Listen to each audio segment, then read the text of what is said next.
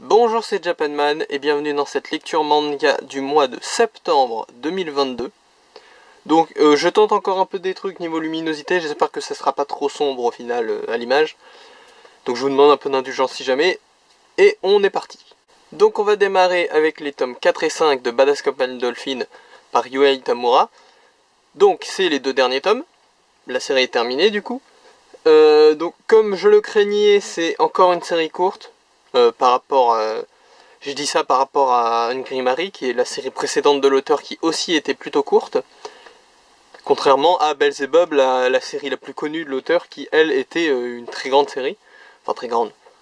Pour les standards des séries en général, parce que beaucoup de séries, même beaucoup qu'on n'a pas en France, se retrouvent annulées, entre guillemets, par manque de popularité. Donc Belzebub c'était une grosse série quoi, et Hungry Mary et Badass Captain Dolphin ça s'est arrêté assez tôt. Voilà, on peut se demander si c'est des choix volontaires ou des problèmes de popularité comme j'ai dit plus tôt. Visiblement c'est plutôt un problème de popularité parce que il est spécifié dans un postface dans le tome 5 il me semble, que l'histoire devait être un tout petit peu plus longue avant, donc je pense qu'il avait prévu au moins peut-être un tome de plus, je sais pas, ou quelques chapitres de plus, et qu'il a peut-être dû raccourcir au dernier moment. Et je trouve ça un peu dommage, parce que Ryuhei Tamura, il est vraiment fort, je trouve. Ses histoires sont tout le temps super originales, mais se lisent quand même, et tombent pas juste dans oh le random, regarde, il se passe n'importe quoi. Non, le postulat de base, il est un peu bizarroïde, aléatoire presque. Mais ce qu'il fait avec, souvent c'est très bien. Et ça se vérifie encore dans Badass Captain Dolphin parce que franchement j'étais vraiment rentré dedans dans ces deux derniers tomes. Et voilà quoi. Alors qu'au début c'était un peu désorientant le concept de base.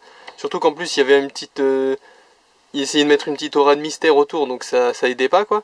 Mais là vraiment c'était très sympa. Mais maintenant qu'on est pleinement dedans, quoi, qu'on était en plein dans l'action, parce qu'il y avait pas mal d'action dans ces tomes-ci, vraiment j'étais curieux de ce qui allait se passer à chaque instant. Et d'ailleurs on a du coup vu, maintenant que la série est finie, la réponse aux mystères initiaux. Et ce que j'en pense sans spoiler, c'est plutôt... Enfin l'histoire qui en découle est plutôt sympa, mais il y a quand même 2-3 incohérences facilitées. Alors peut-être que c'était censé être expliqué plus en détail ou différemment à la base, que s'il avait pu faire la série autant qu'il voulait.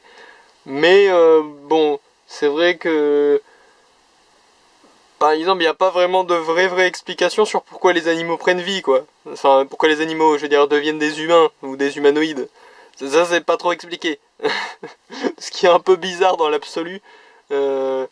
Sachant que c'est un peu le postulat de base de la série, quoi. C'est un peu le mystère de base, quoi. Mais on a plein d'autres révélations sur le passé de tel ou tel personnage, encore une fois je vais pas spoiler. Et du coup on en oublie un peu ce truc là, on est intéressé par ce qui s'est passé, mais au moment où il faut dire pourquoi les animaux y prennent vie, oh, on fait une petite phrase vite fait, tu l'interprètes comme tu veux. Bon, ça c'est peut-être un petit peu dommage. Mais voilà, suivre la série en tout cas ça a été très sympa. Et j'espère vraiment que Ryuhei Tamura va de nouveau pouvoir faire une série longue et qui a du succès, parce que en vrai c'est un peu triste de mon point de vue de lecteur, en tout cas c'est un peu triste quoi.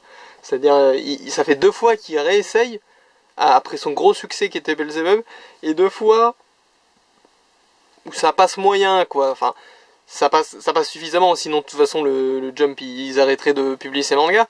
Mais pour un auteur qui a eu un gros succès avant, 5 tomes à chaque série, c'est peut-être pas un score de dingue, quoi.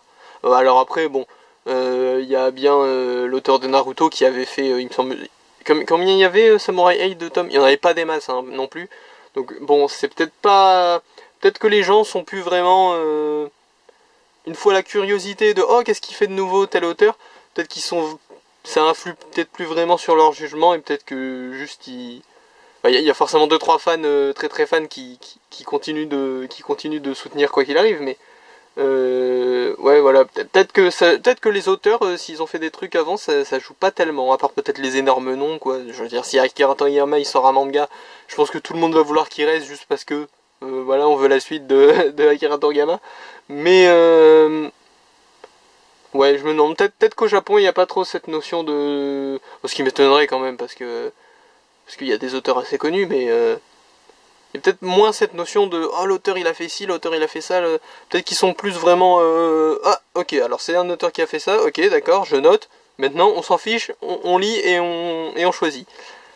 Mais bon après bon les systèmes de notation du Jump et tout c'est un peu des trucs à base de vote et de trucs qu'il faut envoyer par la poste je crois.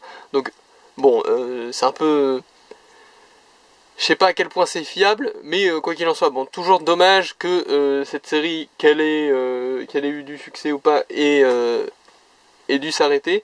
Et en même temps, du coup, bah, c'est une passerelle plus rapide pour voir ce que Ryo Itamura à nouveau a proposé.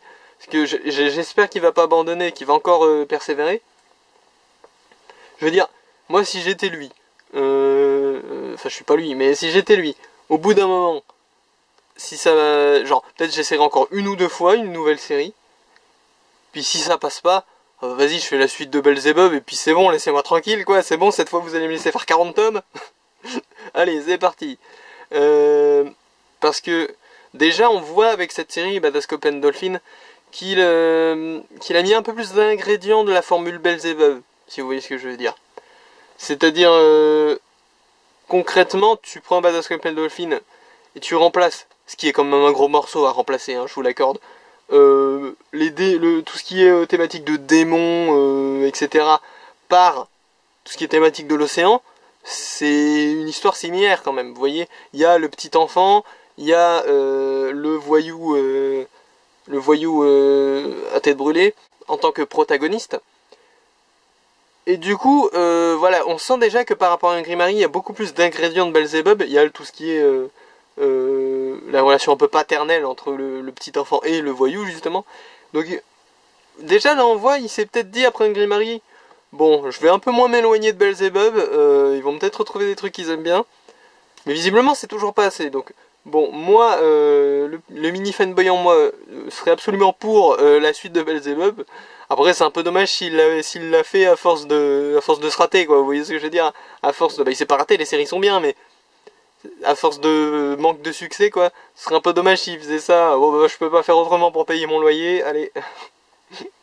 Cela dit, bon, n'oublions pas que même si j'ai dit que c'était pas terrible pour un auteur qui a déjà eu un gros succès, oublions pas que 5 tomes, ça représente quand même plusieurs années de dessin, il me semble. Après j'ai pas compté là, je vais pas m'amuser à compter, mais je sais même pas combien il y a de chapitres par tome exactement. Mais voilà, c'est quand même... Je veux dire, il est pas mort quoi, Ryo Itamura. Même si son truc a plus de succès, il a quand même travaillé, il a quand même pu travailler pendant plusieurs mois. Minimum, plusieurs années je pense même. Donc voilà, donc j'ai beaucoup parlé sur ce manga là. En même temps c'est la dernière fois qu'on le voit, donc faut que je sorte un peu toutes les choses que j'avais envie de dire. Donc oui, donc c'est une fin, hein.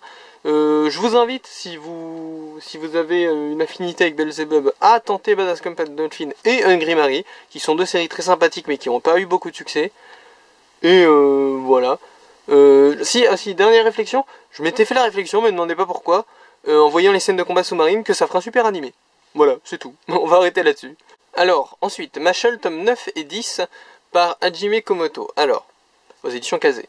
Comme le précédent d'ailleurs, je ne sais plus si j'ai précisé. D'ailleurs les éditions Kazé, on en profite tant qu'elles sont là. Hein. J'ai déjà mentionné ça dans d'autres vidéos, mais c'est remplacé par Crunchyroll, hein, pour ceux qui l'ignoraient encore, mais je pense pas que vous l'ignoriez. Donc pensez à demander vos jaquettes si vous voulez pouvoir changer à loisir. C'est pas une nécessité, hein, moi c'est surtout le contenu qui m'intéresse, mais j'avoue que j'ai demandé mes jaquettes aussi, juste pour avoir l'option de les changer si j'ai envie. Je pense pas que je le ferai en toute honnêteté, mais c'est toujours bien d'avoir le pouvoir de le faire si jamais un jour tu te rends compte que ça rend un peu moche en fait. Donc voilà. On revient à Mashle. Alors Mashle, je trouve que c'est une série qui a trouvé son rythme. Ou alors c'est moi qui m'y suis finalement adapté à ce rythme, je ne sais pas. Mais je suis de plus en plus emballé par ce qui s'y passe, Je suis de plus en plus intéressé. Alors qu'on est toujours... je vous ai dit pendant longtemps que On penserait que ce serait de l'humour, mais en fait c'est vraiment beaucoup du shonen pur jus quoi. Oh là là, c'est un peu, oh il y a un décalage un peu avec ce à quoi on pourrait s'attendre. Et je vous ai rabâché ça pendant longtemps, même si dernièrement je vous ai dit que voilà, maintenant qu'on sait, on sait quoi, c'est bon, on peut apprécier. Mais là, je suis vraiment rentré dedans. Il y avait vraiment plus une trace de. Puis en fait, il y a toujours des gags. Hein. Il y a bien sûr toujours des gags, et dont certains qui marchent plutôt bien. Donc vraiment, Mashle, c'est une petite série qui vaut le coup d'être lue, quoi. C'est une série qui vaut le coup passer l'effet de mode que ça a généré, parce que bah One Punch Man, Harry Potter, rigolo, quoi. Mais non, là c'est vraiment une série qui vaut le coup, je crois. Mashle. Il y a un animé qui a été annoncé, il me semble. Et bah, ça vaut peut-être le coup de le regarder en animé. Si, en plus, il me semble que la série est plutôt courte et qu'elle est peut-être même déjà finie au Japon. Ça m'étonnerait pas, genre que ça soit fini dans 5 tomes ou un truc dans le genre. J'avais entendu un truc comme ça, je crois. Donc si l'animé fait toute la série d'un coup, genre du début à la fin, il y a moyen de passer un sacré bon moment devant l'animé. Alors moi, je vais me contenter du manga, qui est très bien. Donc voilà. Mais l'animé, s'il y a une super animation, sachant que un des points faibles du manga, surtout au début, c'est un peu son dessin. Alors que sa mise en scène est plutôt bien. Donc je me dis, avec de l'animation superbe, sur la même mise en scène, mais du coup mieux fait, ça peut être sacrément cool. Donc voilà, une série qui démérite pas et qui monte en puissance de plus en plus, ce qui est approprié vu le personnage principal. Donc voilà, Mashle, c'est une série facile à sous-estimer, mais qui vaut carrément le coup. Alors tant qu'on y est, vu qu'on fait du kazé, autant que je parte là-dessus directement. Hop, Chainsaw Man de Tatsuki Fujimoto, tome offert chez Kazé, et c'est le tome 1. Donc j'ai pu commencer Chainsaw Man. Alors Chainsaw Man, j'ai un truc à dire. Vous voyez, pour moi, il y avait un peu une trinité de manga qui représentait, on va dire, les shonen à la mode du moment. Qu'est-ce que j'entends par là? Du Jump, d'ailleurs, précisément. Qu'est-ce que j'entends par là? J'entends par là, vous voyez les trucs où quand quelqu'un en parle, je sais pas, sur internet, vous voyez, quand je vois ça passer, d'un coup j'ai l'impression, oh le très vieux Grinch, mais qu'est-ce que c'est que vous regardez, vous les jeunes? Alors que bon, je suis pas si vieux, quoi. Mais vous voyez, ces mangas qui me donnent un peu l'impression d'être des trucs énormes, super à la mode, mais moi je suis pas rentré dedans, quoi. Vous voyez le délire? Moi ça m'intéresse pas vraiment. Et donc dans cette trinité, si vous voulez savoir de quoi elle était composée de Jujutsu Kaisen, Kimetsu no Yaiba, donc comment ça s'appelle en français, mais Rôdeur de la nuit là. L'autre nom c'est quoi? Vous voyez, tellement j'ai pas prévu de le lire ce truc là pour l'instant. Ah mais c'était quoi le nom? Demon Slayer, voilà, c'était pas un nom en français, c'était un nom en anglais, c'est pour ça que j'ai mis du temps à m'en souvenir. Demon Slayer, et le troisième de cette trinité, c'était Chainsaw Man. Donc voilà, c'était pour moi les trois shonen à la mode, nouvelle génération, en fait My Hero Academia c'est vieux à côté, ce qui me fait très bizarre, parce que pour moi My Hero Academia à un moment ça a été nouveau, et je suis pas vraiment sorti du moment où c'est nouveau, donc voir des gens qui sont en mode ouais My Hero Academia c'est l'ancienne génération, je comprends pas, mais oui voilà, donc je disais, voilà, pour moi c'est un peu ce truc de ces trois séries que j'avais pas prévu de commencer, qui m'intéressent pas plus que ça, qui en plus partagent pas mal de thématiques, j'ai l'impression, hein, tous les trois autour des démons, ce genre de trucs, et tous les trois des shonen assez, qui avaient l'air de loin en tout cas assez classiques, et voilà, donc cette trinité là, je la regardais de loin, sans mépris ou quoi que ce soit, mais avec bien sûr mon scepticisme habituel concernant les trucs qui marchent bien. Dont on vante les mérites de manière dithyrambique, sans aucune retenue. Vous voyez le genre, si demain il y a un nouveau film d'animation qui sort au cinéma, et que tout le monde est en mode « ce film c'est du génie absolu, machin », moi je vais voir ça, je vais être en mode « d'accord, alors je n'ai pas vu ce film, il est peut-être bien, mais mon a priori est négatif, parce que les gens sont dithyrambiques sans aucun recul, vous voyez ce que je veux dire ? C'est voilà, vous avez peut-être ce sentiment, par exemple, quand je vous fais de la propagande, entre guillemets, pour certains mangas. Hein. Quand je vous dis, oh, lisez Tonikaku Kawaii, c'est trop bien. Peut-être que vous vous dites, bon, alors le gars n'a clairement aucun recul, ça doit être nul. Bon, voilà, bah moi c'est un peu ça, mais en moins appuyé quand même. Je me dis pas ça doit être nul, mais Jujutsu Kaisen, Chainsaw Man et Kimetsu no Yaiba, quand j'y pense, j'avais plutôt un a priori neutre mais négatif. Vous voyez ce que je veux dire? Neutre moins. C'est j'étais en mode bon, j'ai pas lu, je sais pas, mais si je devais choisir, je dirais j'aurais plutôt du négatif à dire à ce moment-là quoi. Donc voilà, donc ça c'était avant. C'est un truc que je souhaitais corriger d'ailleurs. Hein. Moi je préfère mille fois avoir une vraie expérience de l'œuvre et avoir un vrai avis plutôt que juste mon a priori un peu nul qui n'a même à mes propres yeux pas vraiment de valeur parce que je sais que c'est un a priori un peu nul.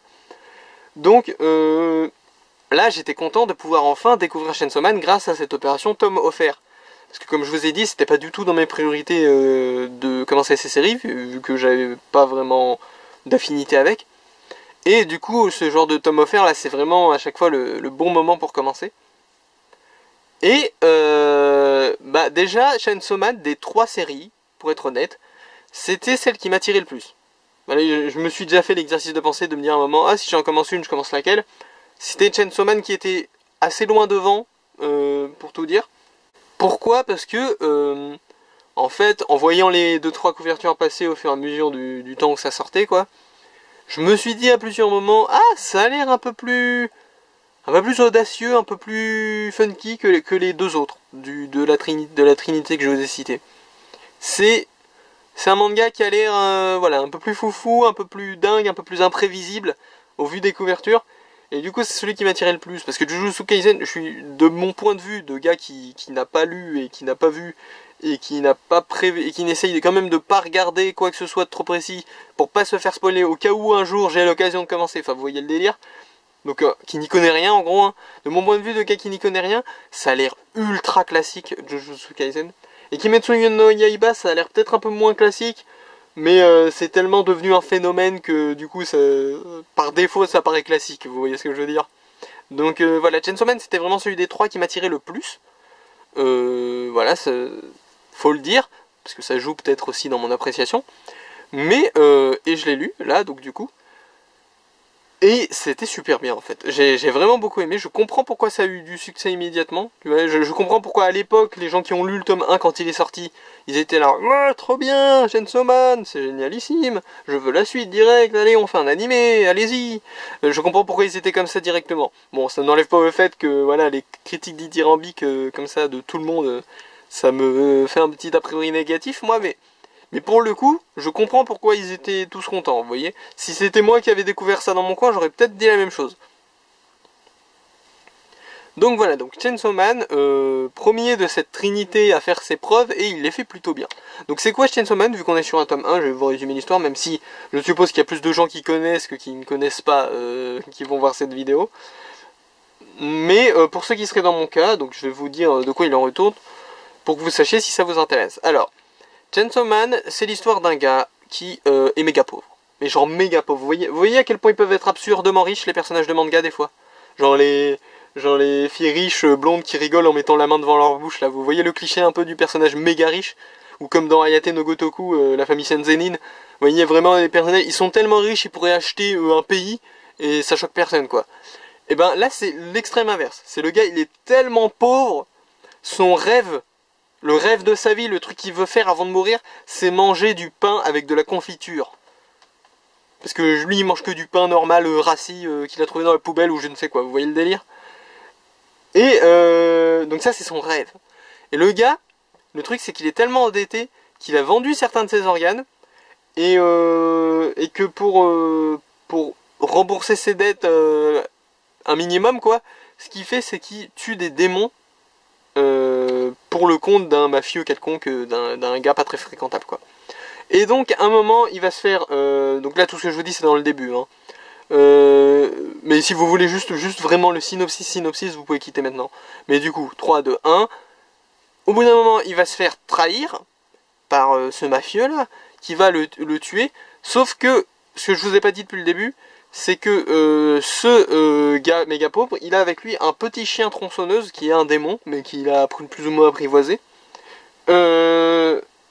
Et que suite à une promesse qu'ils se sont faites à ce petit chien tronçonneuse, en se racontant leurs rêves, enfin ils parlent pas de petit chien tronçonneuse, mais bon, ils vont fusionner pour se ressusciter.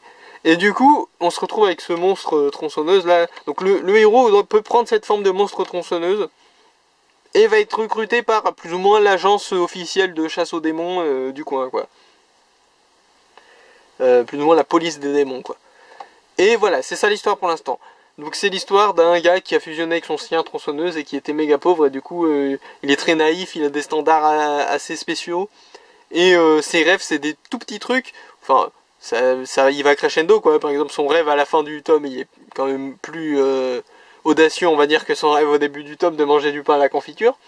Mais voilà, c'est un gars très naïf et très sympa à suivre, en fait, il est très attachant, le protagoniste. Et en plus, le manga est plutôt sombre dans l'idée, mais voilà, ce protagoniste naïf donne un peu un autre éclairage sur la situation. C'est vraiment assez spécial comme série, pour l'instant, de ce que j'en ai lu, quoi. Et en vrai, je suis vraiment très curieux de savoir où ça va aller. Mais le synopsis en tout cas est très très prometteur, et le premier tome est très très engageant en fait. Je vous avoue, si là j'avais eu sous la main le bon budget, j'aurais été tenté de rattraper mon retard sur Chainsaw Man, tellement c'était sympa à lire.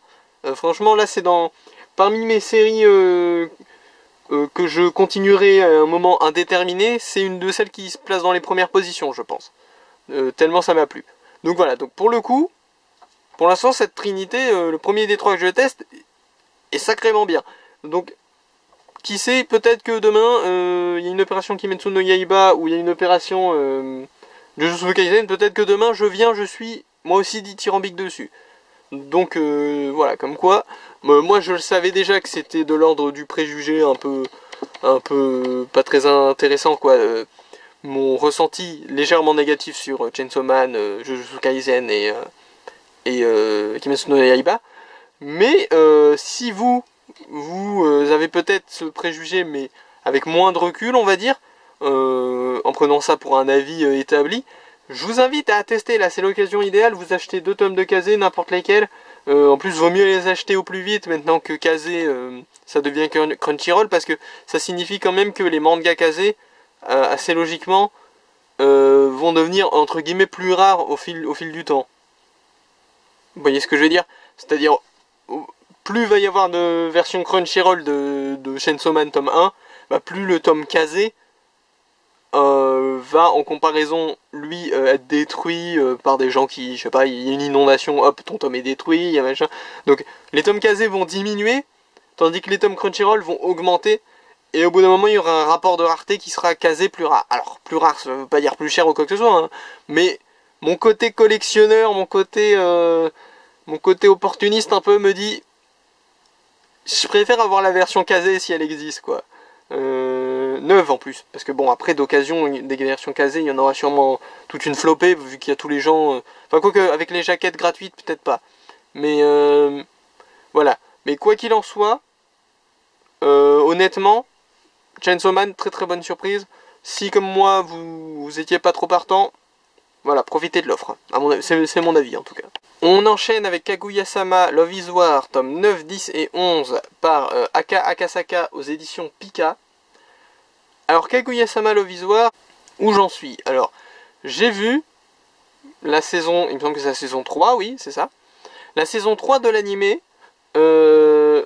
pas si longtemps avant, on va dire peut-être quelques mois, avant de lire ces tomes. Le truc avec Kaguya-sama, alors je vais encore remettre ça sur le tapis, c'est aux éditions Pika d'ailleurs, j'ai peut-être oublié de le dire. Je vais encore remettre ça sur le tapis, je suis un peu désolé de tout le temps parler de ça, mais c'est un truc qui est important dans mon expérience de lecture, donc bah, je vais le ramener sur la table à chaque fois. Vis-à-vis du dilemme de la saison 2. Alors le dilemme de la saison 2, je rappelle pour les nouveaux, c'est quoi? C'est le nom que je donne à ce truc quand vous commencez un animé, il y a le manga, il sort en France, et là il y a un dilemme. Parce que si vous commencez le manga et qu'il rattrape l'animé, quel support je suis? Voilà, c'est ça le délire. C'est mais quel support je suis? J'ai commencé le manga alors que j'ai déjà vu l'animé. Je vais pas faire les deux en parallèle, c'est complètement stupide. Je vais m'ennuyer dans un des deux supports parce que je viendrai de le... Parce que si je viens de le voir en animé et que je lis le manga, ça va faire redite. Si je viens de le lire en manga et que je le revois en animé, ça va faire redite. Donc voilà, faut choisir un support en gros. Et c'est pas bon timing quoi, parce que quand faut choisir un support, alors que t'as les deux quoi, il y a toujours une petite frustration de devoir t'arrêter au milieu de l'un pour privilégier l'autre quoi. Mais si tu le fais pas, il y aura la frustration de revoir les mêmes histoires 2 fois d'affilée quoi. Donc voilà, j'avais ce dilemme là pour beaucoup de séries. Je dis saison 2 mais du coup ça marche aussi avec les saisons 3, 4 machin. C'est juste que ça m'arrive souvent à la saison 2. Parce que bon souvent tu t'attends pas à ce qu'il y ait une saison 2, t'achètes le manga et là il y a une saison 2. Alors que quand il y a eu déjà plusieurs saisons, tu le vois un peu plus venir. Donc là, ce qui s'est passé, c'est que Kaguya-sama, donc c'est le cas pour beaucoup de séries, ce dilemme de la saison 2 de mon côté. Mais le truc avec ce Kaguya-sama Love is War, c'était que c'était un peu l'exception. Parce que techniquement, il tombait carrément sous ce dilemme de la saison 2. Mais j'avais cette espèce d'avantage plutôt sympa, qui était que le timing des deux était pas si proche. Vous voyez ce que je veux dire? Quand je lisais le manga, ça me rappelait ce qui se passait dans la saison 1, alors que la dernière saison que j'avais vue, c'était à la saison 2. Vous voyez ce que je veux dire? Du coup, là, c'était plutôt sympa à suivre, parce que du coup, ça me remontrait des trucs de la saison 1 que j'avais un peu oublié, au format manga, et je pouvais suivre le manga quand il sortait, et en parallèle, la série animée était un peu plus loin, du coup je pouvais regarder la série animée tranquillement quand elle sortait également. Enfin, quand elle sortait, moi j'attends que les animés aient au moins fini leur saison pour les regarder. Donc, mais voilà quoi, je pouvais suivre l'animé à un rythme normal, je pouvais suivre le manga à un rythme normal, malgré le fait que techniquement il y aurait eu le dilemme de la saison 2, ce timing me permettait de l'ignorer tout simplement, et de juste pouvoir profiter des deux supports à peu près en parallèle. Ce qui était un truc super, c'est l'idéal. Moi, toutes mes séries où il y a le dilemme de la saison 2, j'aimerais que ça se passe comme ça.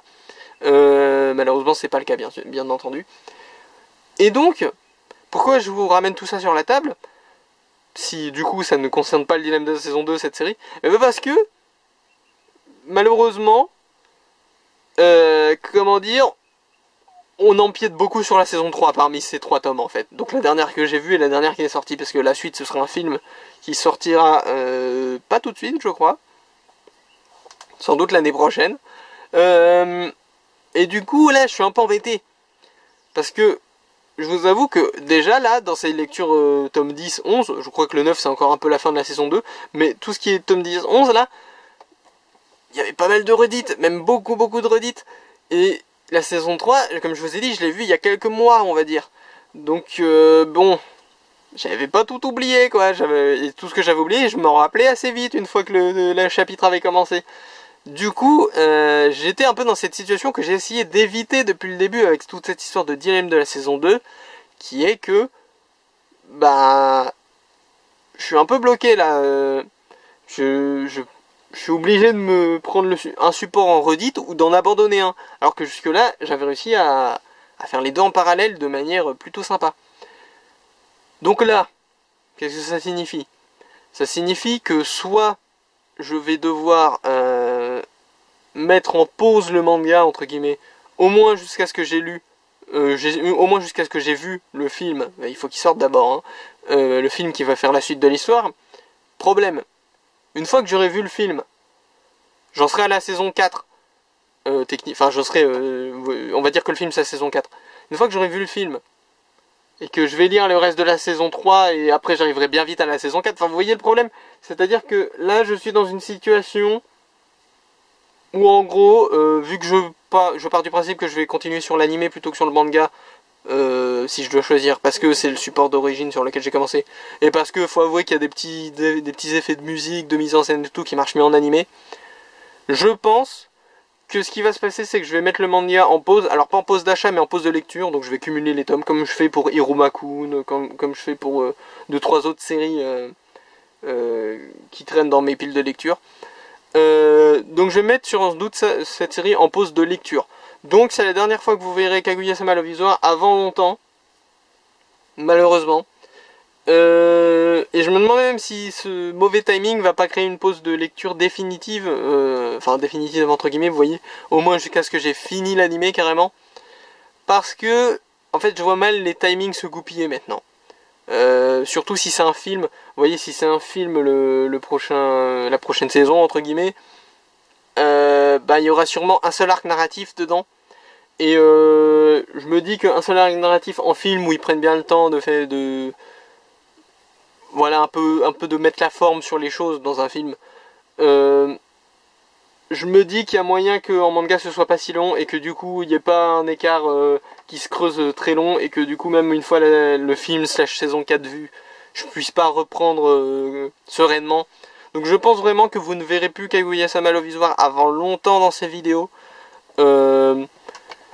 Ce qui est un peu triste parce que vraiment c'est un peu mon exception au dilemme de la saison 2 et j'étais assez content de pouvoir en profiter normalement. Donc bon, malheureusement il va rejoindre ses camarades dilemme de la saison 2 dans les piles de lecture à attendre que le moment soit opportun pour poursuivre. Ça m'attriste un peu.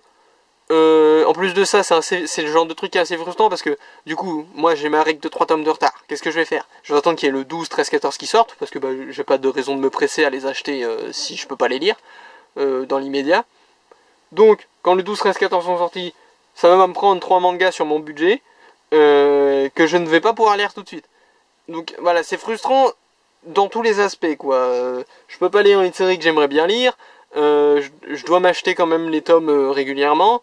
Et en plus ça fait des mangas sur ma pile de lecture qui se cumulent et que je peux pas vraiment enlever dans l'immédiat, ce qui est un peu frustrant également. Donc voilà, c'est vraiment pas une super nouvelle que ça se soit goupillé comme ça niveau timing alors que c'était tellement parfait au début. Mais bon, je suis quand même content de pouvoir en profiter. Même ce que j'ai lu en Reddit, vu que là j'ai pu faire l'expérience de ce que je craignais avec le DM de la saison 2, hein, c'est-à-dire de faire 2 fois le même support pas longtemps après. Même ce que j'ai vu en Reddit c'était bien. Mais, vous voyez, c'était beaucoup moins bien que si j'avais pratiquement oublié totalement et que là je redécouvrais.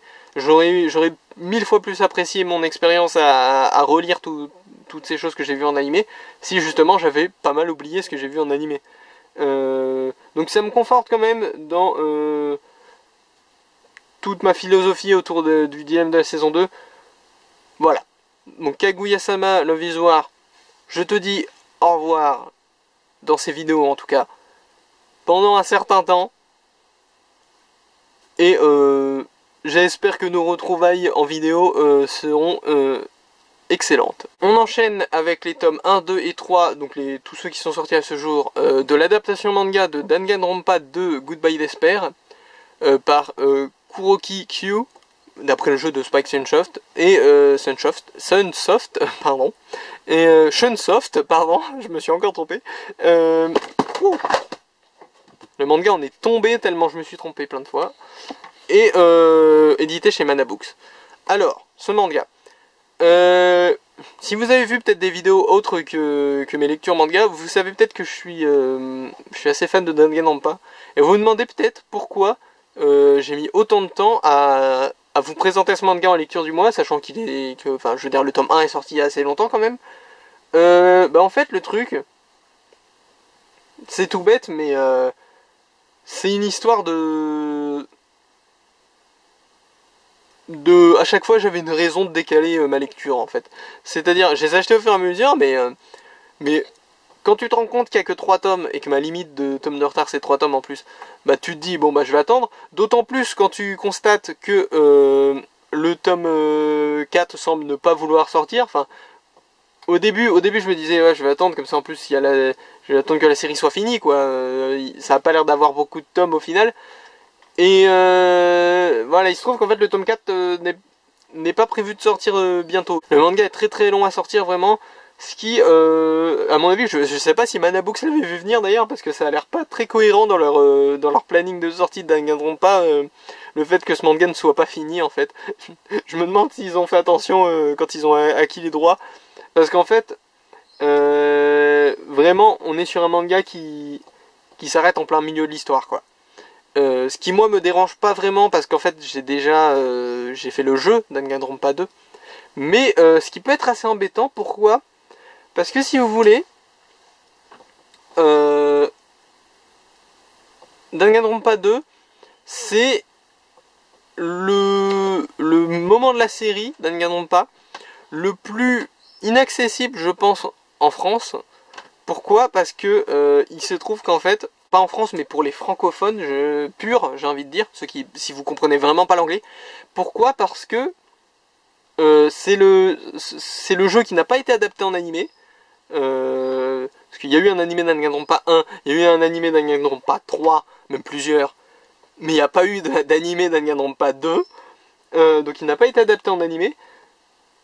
En plus, les jeux, comme tous les Danganronpa sauf V3, n'ont pas été traduits en français, donc il faut savoir comprendre l'anglais.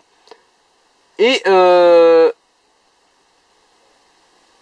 voilà, et du coup, le fait que ce manga, qui soit la première version française de Danganronpa 2, sorte en France, mais soit incomplet, ça doit être tellement frustrant pour les gens qui peut-être n'avaient vu que les animés, ou ce genre de choses. C'est... en vrai, il est presque maudit en France, ce jeu. Alors moi, ça me pose pas du tout de problème, parce que comme je vous ai dit, j'ai joué au jeu, et je comprends très bien l'anglais, donc il n'y a pas de problème, j'ai pu y jouer... tranquillement, quoi. Mais vraiment, je me mets à la place des gens qui vraiment ont des difficultés en anglais. Ça doit être ultra frustrant d'enfin pouvoir expérimenter ce jeu. Vous voyez, j'imagine bien quelqu'un qui aurait vu les animés en sous-titré et qui aurait joué peut-être à V3 en français et qui là se retrouve devant le seul trou qu'il a dans sa compréhension de Danganronpa, avec peut-être Ultra Despair Girl, mais le manga aussi est sorti, on en reparlera juste après. Et qui constate que l'histoire n'est pas finie et que le manga a l'air très très long à paraître. Voilà. Surtout qu'il y a beaucoup de versions alternatives de Danganronpa 2 en manga, si on se renseigne un peu, qui ne sont pas sorties en France, hein, mais vous voyez, genre Danganronpa 2 point de vue de Chiaki, Danganronpa 2 point de vue de Komaeda. Je suis plus sûr de son nom. Vous voyez, le gars un peu fou avec les cheveux blancs là.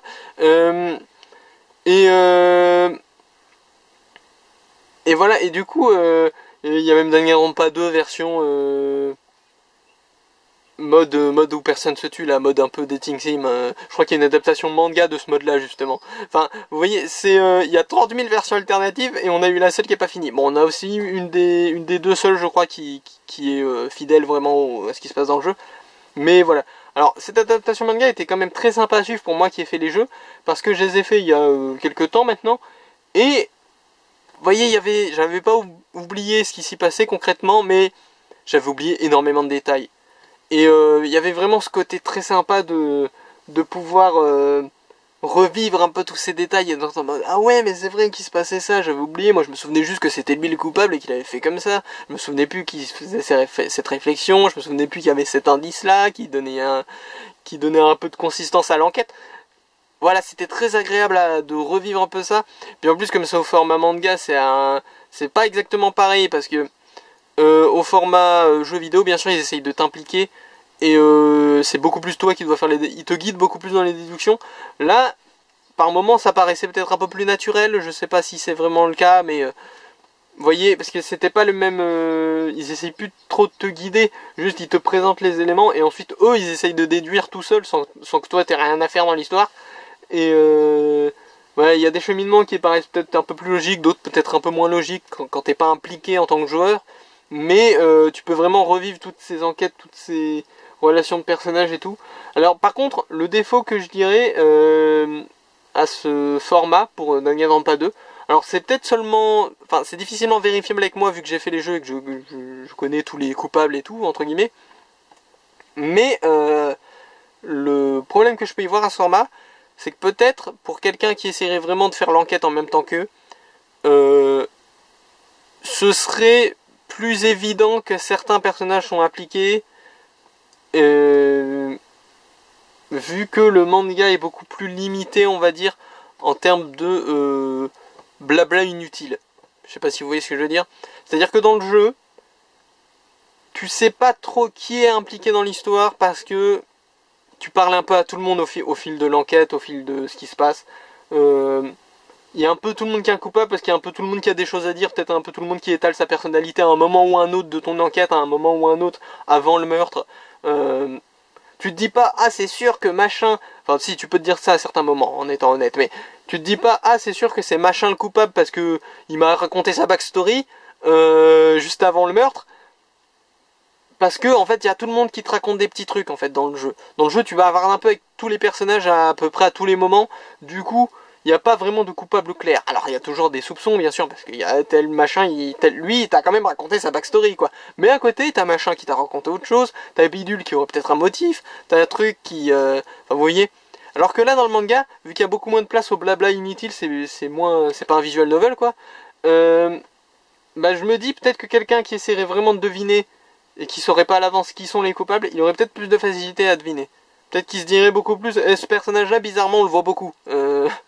C'est curieux, dis donc. Donc voilà, c'est tout ce que j'ai à dire sur ce manga.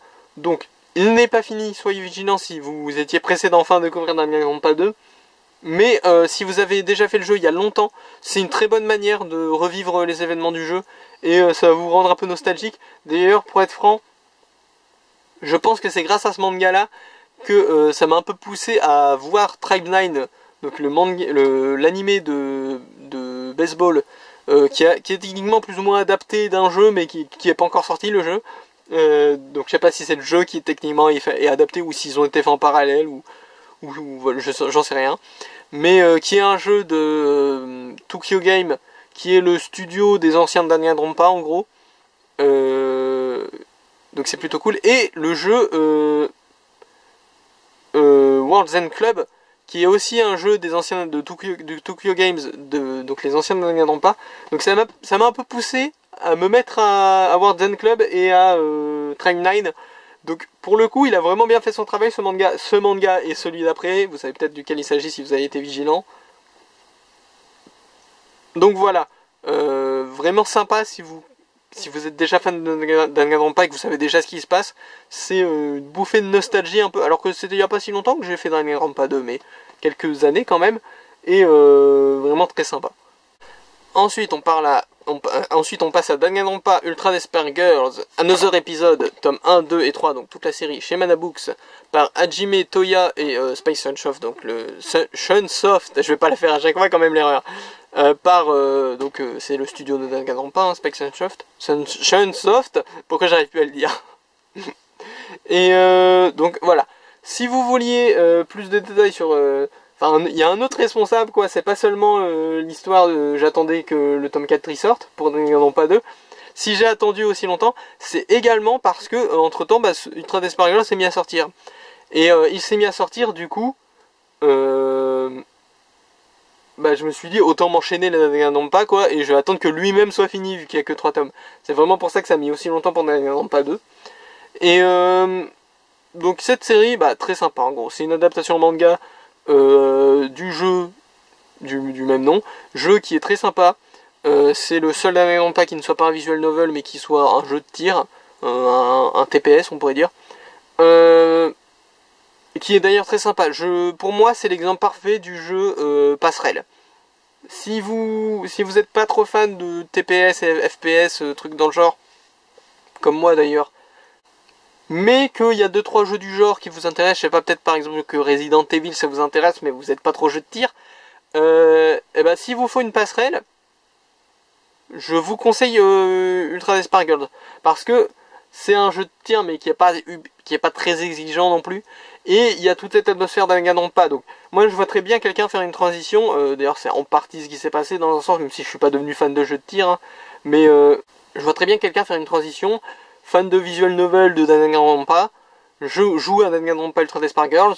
Un peu plus à l'aise avec les jeux de tir. Et là tu peux jouer à Metal Gear ou Resident Evil si c'était les séries qui t'intéressaient de loin. Mais que t'étais pas fan du côté jeu de tir.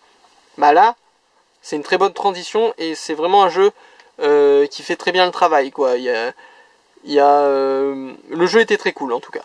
C'est voilà, je peux dire, je vais pas en dire plus parce qu'on n'est pas sur le jeu, là on est sur le manga. Donc du coup concernant le manga, vous pouvez également le lire à la place du jeu si les jeux de tir c'est vraiment pas votre truc ou si vous n'y avez pas accès d'ailleurs parce que c'était le seul jeu qui n'était pas sur la collection qu'ils ont sorti sur Switch. Ce qui est un peu dommage, en vrai ils auraient pu faire l'effort de le mettre. Bon, je comprends que c'est le plus complexe à porter à mon avis, vu qu'il y a c'est le seul qui a de la vraie physique et tout, enfin, qui a voilà, un gameplay plus complexe. Mais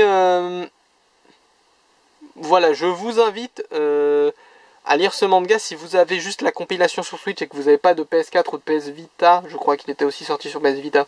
Pour jouer à Ultra Despair Girls,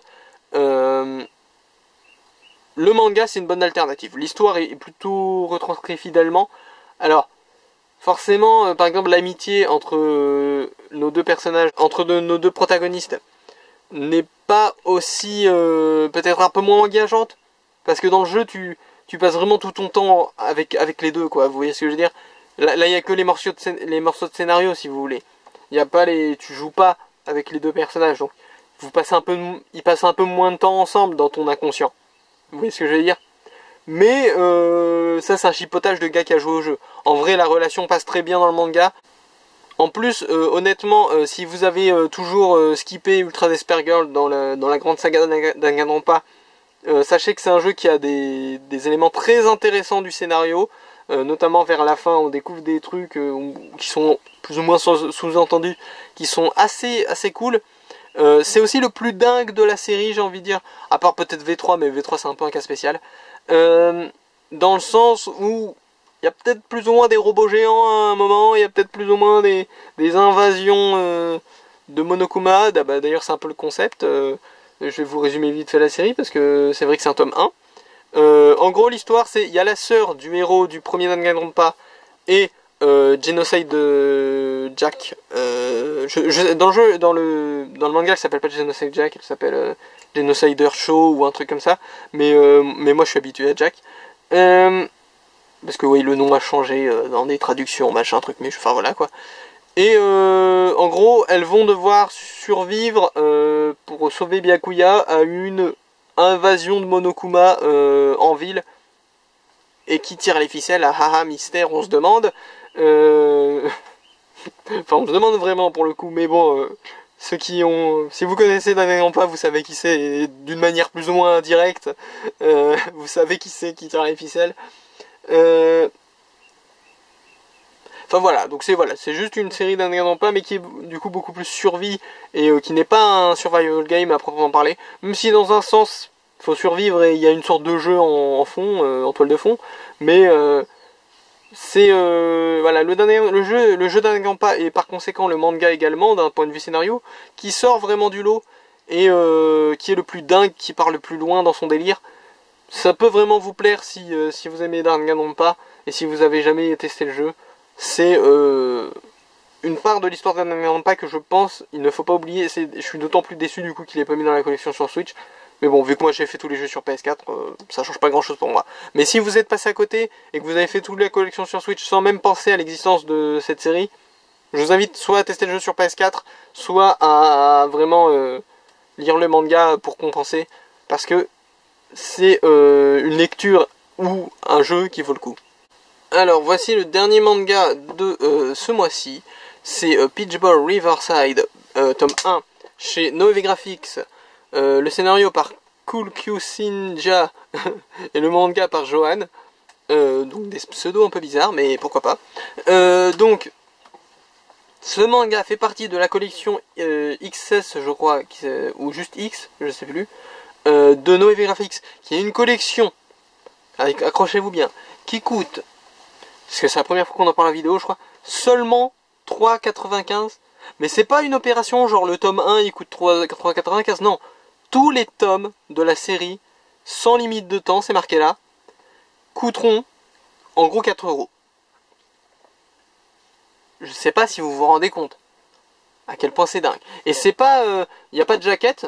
Et j'ai eu des gens se demandaient si sans jaquette, bon c'est peut-être un peu moyen.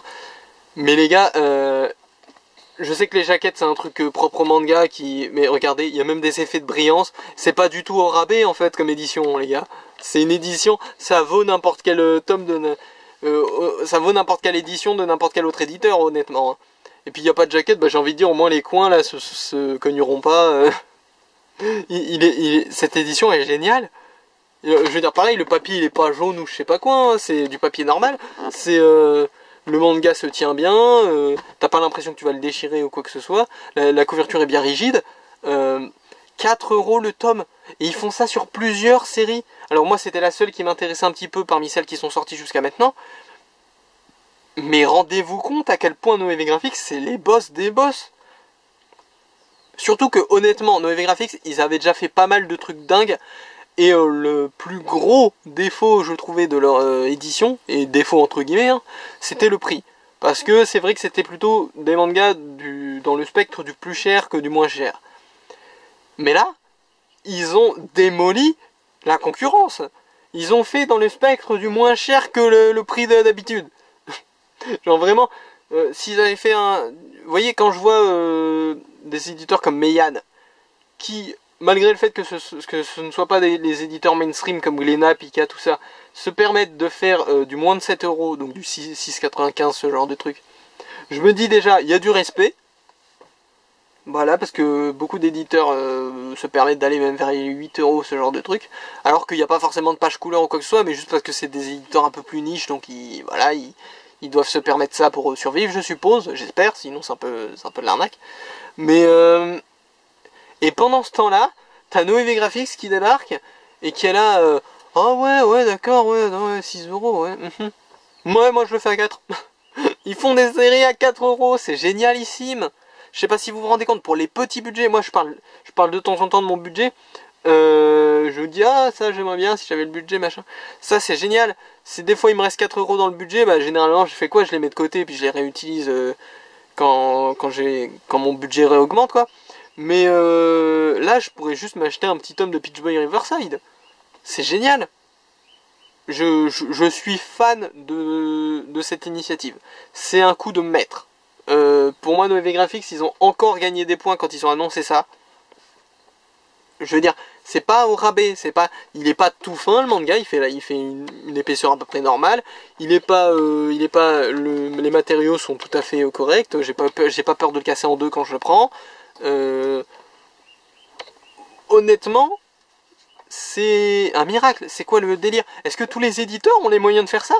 Est-ce que c'est juste Noévé Graphics qui sont les boss et qui font un coup marketing? Parce que bon, j'avoue, si dans 2 tomes, ils annulent toutes les séries à 4 € parce que c'est pas assez rentable, là ce sera un peu fourbe comme coup, hein. Là il y aura un bad buzz à mon avis. Mais si ça persiste, et s'ils rajoutent encore des séries à la collection 4 € là, mais c'est les boss, hein. Je sais pas si vous vous rendez compte. Alors 4 € là, comme ça, je vous ai comparé tout à l'heure par exemple à Meian qui faisait ses mangas, la plupart de ses mangas à 6,95 ou un truc dans le genre. Bon là vous allez vous dire, c'est que 3 € en moins, c'est pas pharaonique. Sauf que 3 € en moins sur une série qui ferait une vingtaine de tomes, je vous laisse faire le calcul, mais ça fait un beau pactole à la fin en moins. En fait c'est le prix d'un manga d'occasion de nos jours. C'est dingue. C'est dingue à dire, mais Peach Boy Riverside, tu peux acheter ça au lieu d'un manga d'occasion de nos jours parce que les mangas d'occasion sont overpriced. Enfin dans des magasins d'occasion, en tout cas en ligne, je sais pas trop comment ça se passe, mais je suppose que c'est pas mieux, hein, à mon avis c'est même pire en ligne. Enfin voilà quoi, tu te retrouves avec un manga, mais une série qui de base, c'est pas une promo, c'est pas une opération spéciale, se retrouve avec un prix équivalent à un manga d'occasion de nos jours, quoi. C'est un coup de maître. Noévé Graphics, ils ont fait des coups marketing de génie, mais c'est leur 40e coup marketing de génie. C'est vraiment, j'ai peur d'eux, limite. Je veux pas devenir leur ennemi. C'est bien compris. Si demain, le président ou la présidente de Noévé Graphics, je sais pas qui c'est, se présente au présidentiel, je sais pour qui il faut voter, les gars. Oui, Japanman politique. On se base sur les éditeurs de manga pour faire... Je vais arrêter. Ça part en cacahuète. Bon, tout ça pour dire que c'est vraiment une bonne chose. Maintenant, on va parler de la série en elle-même parce que c'est un tome 1. Donc, je vais essayer de vous résumer un peu de quoi ça parle. Alors, est-ce que vous êtes familier avec la légende de Momotaro? Momotaro, c'est une légende japonaise qui est très connue. Ou en gros, dans les grandes lignes, hein, je la connais pas en détail, j'ai pas lu l'histoire d'origine. C'est en gros 2 vieilles personnes qui trouvent une pêche dans une rivière. La pêche genre éclot et il y a un garçon qui sort, un bébé, et le bébé il s'appelle Momotaro, et c'est un peu un héros, et puis il va aller combattre les démons à Onigashima. En gros, c'est vraiment, voilà. C'est ça le délire, je crois. Et en gros, en fait, Peach Boy Riverside, je vais pas rentrer dans les détails, je vais juste vous dire ça, c'est la suite du conte de Momotaro. Mais forcément qui prend des libertés, qui étend un peu l'univers et tout, mais en gros c'est juste ça, la suite du conte de Momotaro. Et je trouve ça assez cool comme principe. C'est un peu comme si on faisait la... Enfin, ça existe d'ailleurs, mais c'est un peu comme si nous on faisait la suite du Petit Chapeau Rouge ou ce genre de truc. Encore une fois, ça existe, hein, il y a des films où c'est genre Petit Chapeau Rouge, les nouvelles aventures, hein, et où il se passe des trucs quoi, avec les mêmes personnages. Mais là ça étend vraiment l'univers, c'est très intéressant. Et en plus, ça se permet d'être un peu dark, un peu... c'est très engageant quoi, il y a de l'enjeu. C'est pas juste bêtement, on fait la suite d'un conte populaire pour tabler dessus. Il y a de l'ambition, il y a des concepts, notamment le personnage de Momotaro qui a l'air assez intéressant. Enfin, j'appelle Momotaro, je sais pas s'il s'appelle comme ça dans le manga, j'ai oublié son nom. Mais peut-être qu'il a un pseudo ou qu'il a un autre nom, je sais plus. Ou peut-être que je me suis trompé, ça se trouve c'est pas la légende de Momotaro et je passe pour un idiot. Mais je pense que c'est Momotaro, hein, il me semble que c'est le nom de la légende. Voilà, donc le petit bémol que je pourrais mettre, c'est qu'on nous réexplique pas la légende de Momotaro. Ce qui au Japon n'est absolument pas un problème, parce que comme je vous ai dit, c'est une légende très connue en fait. Comme j'ai comparé au Petit Chapeau Rouge, c'est un peu ça le délire, vous voyez. C'est au Japon, tu leur parles de Momotaro, tout le monde connaît. Bah oui, je connais. Pourquoi je connaîtrais pas? Voilà, c'est un peu comme... ça coule un peu de source, vous voyez, c'est un peu comme vous là qui écoutez cette vidéo, je vous dirais c'est la meilleure Michel qui a perdu. Voilà, vous savez la suite, vous savez que c'est son chat qu'elle a perdu.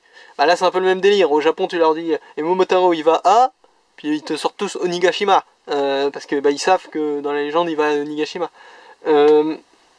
Donc voilà, petit bémol pour les lecteurs français peut-être, c'est qu'ils ne réexpliquent pas la légende de Momotaro. Alors moi l'avantage que j'ai eu, bon c'est que déjà j'avais déjà entendu parler de cette légende via des mangas et des animés autres, et en plus je me souviens que le jour même où j'ai lu Peach Boy Riverside, plus tôt dans la journée, j'avais regardé La Voix du Tablier, l'animé de La Voix du Tablier, qui d'ailleurs n'est pas très animé pour un animé, hein, je place ça ici, et justement il y avait une scène parodie de la légende de Momotaro, où il raconte le truc mais un peu en mode gangster quoi. Et du coup c'était marrant qu'on me rappelle la légende juste avant que je lise Peach Boy Riverside. D'ailleurs avec le titre je me doutais un peu qu'il allait avoir un délire avec Momotaro, parce que Peach Boy, je vois pas trop à quoi ça peut faire référence d'autre pour être honnête. Et c'est assez intriguant d'ailleurs comme nom. Et Riverside aussi, ouais, parce que la pêche est dans la rivière. Le Riverside j'avais même pas capté. J'avais juste le Peach Boy, je me suis dit ah, Momotaro il va peut-être être impliqué dans un délire. Et ouais, le Riverside aussi est un indice en fait maintenant que j'y pense.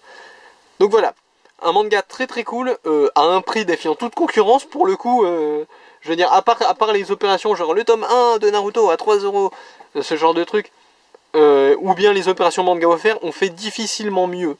Imaginez qu'un jour Noévé Graphics fasse une opération manga offert sur certaines de ces séries, et que les collections XS soient éligibles pour l'opération. Imaginez le délire, ça voudrait dire qu'en dépensant 8€, vous pourriez, imaginons c'est un comme Kazé, là c'est t'achètes 2 tomes, t'as un tome gratos. Imaginons vous achetez 8€ de manga, et vous avez 3 mangas.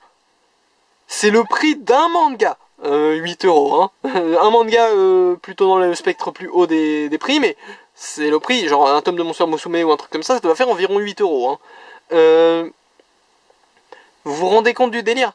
Bon, s'ils font ça, peut-être qu'ils vont être malins et qu'ils vont mettre hors opération XS, parce que ça me paraît quand même sacrément rentable pour les lecteurs, ce genre de truc. Je pense pas qu'ils veulent non plus se faire arnaquer, quoi, Noévé Graphics, parce qu'il y a un moment où le prix peut pas être si bas, quoi, sérieusement. 4€, c'est génial. Pitié les autres éditeurs, prenez-en de la graine, sérieusement. S'il suffit d'enlever la jaquette pour que tous les mangas coûtent 4€, moi... Honnêtement, je sais que beaucoup sont attachés à la jaquette. Moi, si la jaquette c'est le tome de manière aussi jolie... vous voyez, il y a même le dessous de couverture alors qu'il n'y a pas de jaquette. C'est du génie. Si on fait comme ça pour tous les mangas et que tous les mangas passent à 4€, je suis partant. On finit les séries qui sont déjà en cours, comme ça tout le monde a sa bonne bibliothèque avec toutes ces séries bien rangées. Et ensuite tous les éditeurs font ça et tous les éditeurs versent leur prix à 4 €. Moi je suis partant, hein, vraiment. C'est génialissime. C'est comme je vous ai dit, un manga dans le spectre haut des prix, ça coûte 8 €. Donc là, on peut acheter 2 mangas pour ce prix-là. C'est du génie. Alors, pour le coup de cœur du mois. Alors, je vous avoue que des fois, pour le coup de cœur du mois, il n'y a pas vraiment de match. C'est-à-dire, soit il n'y a pas vraiment de série qui m'a plus impressionné que ça, du coup je prends celle que, voilà, au feeling, que j'ai l'impression d'avoir le plus apprécié ce mois-ci. Soit il y a un clair vainqueur, genre comme la fois où il y avait Tony Kakukawai, bon bah il explosait tout le monde de loin quoi. Mais cette fois-ci, j'hésite entre 2 séries, voire même 3, qui me paraissent méritantes. Alors il y a Beach Boy Riverside que j'ai envie de considérer, ne serait-ce que pour le prix. Mais vu que c'est toute une collection qui est concernée et qu'il y aura d'autres tomes, je le sais, on va le mettre de côté. Les 2 autres concurrents pour moi c'est soit Badass Cop and Dolphin, soit Chainsaw Man. En fait j'hésite parce qu'ils sont tous les deux un peu à l'opposé l'un de l'autre. C'est-à-dire que d'un côté on a une fin de série que j'ai vraiment beaucoup appréciée. Et de l'autre on a un début de série que j'ai vraiment beaucoup apprécié. Alors que j'avais un a priori plus négatif que positif dans l'absolu. Même s'il n'était pas super négatif non plus. Donc j'hésite vraiment entre les deux. Je serais tenté, si on prend... voilà, par affect, de choisir Badass Cop and Dolphin parce que c'est une fin et qu'on ne le reverra pas. On le reverra pas, Badass Cop and Dolphin, dans les lectures du mois, sauf si je le relis, mais honnêtement, depuis le début des lectures du mois, les seules relectures que j'ai faites, c'était pour continuer des séries, vous voyez ce que je veux dire? Genre, j'avais relu le début de Dragon Ball pour lire la suite ensuite, donc Badass Cop and Dolphin n'est pas concerné par ça. Donc en gros on le reverra plus avant un sacré bout de temps, Badass Cop and Dolphin. Donc je sais pas trop comment prendre la chose. Et en même temps, est-ce que ce serait pas mal de retirer à Chainsaw Man son mérite de m'avoir impressionné à ce point-là dans cette première expérience, juste parce que Badass Cop and Dolphin c'est terminé et qu'on le reverra plus. Je suis vraiment partagé. Alors vu que je suis partagé, je vais prendre un truc, je vais penser de manière un peu froide et calculatrice. Je pense que le gagnant, ça va être Badass Cop and Dolphin. Alors pourquoi? Alors déjà il y a cet argument que je vous ai dit plutôt qu'on le reverra plus, donc autant le faire gagner quand il est sur le point de gagner quoi. Mais en plus de ça, 2 choses. Premièrement, si vous allez voir ma bannière de chaîne, vous remarquerez peut-être qu'il y a plein de personnages random. En fait c'est à chaque vidéo, enfin je le fais après plusieurs vidéos, je fais tout d'un coup hein, ces derniers temps, mais à chaque vidéo en fait je rajoute un personnage dans la bannière qui représente cette vidéo. Et pour les lectures du mois, je rajoute souvent un personnage je rajoute même tout le temps un personnage de la série qui a gagné le coup de cœur du mois. Par conséquent, je vais éviter Chainsaw Man pour éviter les spoils. Vous voyez ce que je veux dire? Donc du coup, faut que le personnage dans la bannière, ce soit un personnage de Badass Cop and Dolphin. Comme ça, j'aurais pas à chercher sur Google des images de Chainsaw Man et me faire spoiler. Et deuxième chose, dans la miniature de la vidéo, dorénavant, je mets justement 2 personnages, en évitant exprès de mettre un personnage du coup de cœur du mois, pour qu'il y ait un effet de surprise, et puis aussi parce que ça ferait redondant avec la bannière de la chaîne.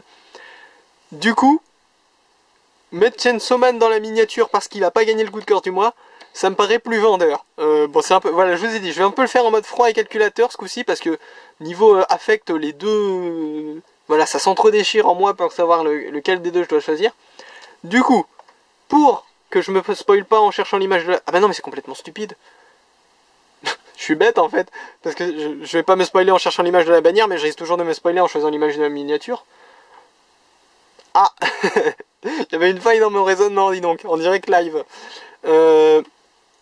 Bon, ce qu'on va faire, c'est que on va rester là-dessus, parce que bon, j'avais un raisonnement, même s'il marche plus. On va rester là-dessus. On va garder Badass Cop and Dolphin. Pour lui, on va lui souhaiter nos adieux, quoi. Mais au revoir Badass Cop and Dolphin, et merci d'avoir été une super série, qui n'a pas rencontré son succès, mais que je considérais toujours comme une série très très très sympathique. Alors du coup voilà, donc pas énormément de lecture par rapport à d'autres mois, hein. Vous connaissez, vous avez vu pire je pense. La durée de la vidéo je saurais pas dire au moment où je la tourne, mais j'espère que ça n'a été ni trop long ni trop court. Donc voilà, pas mal de Danganronpa je remarque, hein, en voyant les images là. 2-3 nouveautés quand même, hein, 2 nouveautés, Peach Boy Riverside et Chainsaw Man. Une fin avec Badass Couple Dolphin. Et aussi même 3 fins, hein, si on considère que Danganronpa 2 va pas sortir la suite avant sacrément longtemps et que Danganronpa Ultra Despair Girl c'est fini techniquement. Ben voilà, ça fait 2 fins et demie on va dire. Kaguya-sama Love is War qui est une fin on va dire spirituelle pour cette série de vidéos, parce qu'on va, entre guillemets, hein, on va le revoir mais dans plusieurs années. Si ça suit son cours comme je pense que ça va suivre son cours, ce qui est dommage, hein. Moi j'aurais bien aimé pouvoir continuer à le lire normalement, mais bon. Et Mashle, voilà. Mashle qui est tranquille dans son coin, la seule série qui continue normalement du lot. C'est voilà, Mashle qui fait ses trucs, hein, comme d'habitude. Donc voilà. Si vous avez quoi que ce soit à dire sur ces mangas précis et sur ces tomes précis même, j'ai envie de dire, n'hésitez pas, je suis dispo dans les commentaires pour discuter. C'était Japanman, à plus.